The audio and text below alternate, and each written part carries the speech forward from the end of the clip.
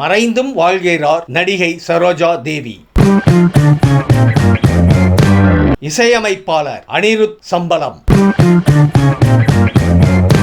ரூபாய் 4000 கோடி பட்ஜெட்டில் தயாராகும் ராமாயணா.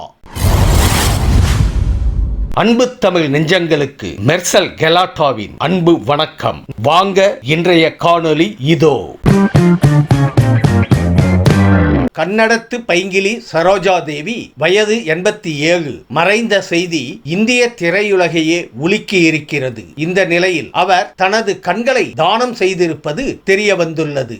பெங்களூரு மருத்துவமனையின் ஐ பேங்கில் இருந்து மருத்துவர்கள் சென்று அவரது கண்களை தானமாக பெற்றுள்ளனர். 2 குழந்தைகளுக்கு அவரது கண்கள் பொருத்தப்பட உள்ளன. இறந்த பின்னரும் இருவருக்கு ஒளி கொடுக்கிறார் இந்த அபிநய சரஸ்வதி.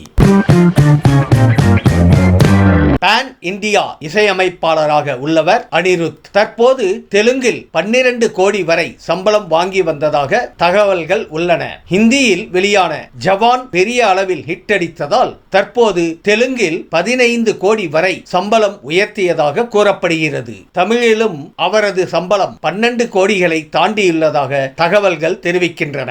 அதை போன்று வரும் காலங்களில் குறிப்பிட்ட படங்களில் மட்டும் இசையமைக்க அனிருத் திட்டமிட்டுள்ளாராம்.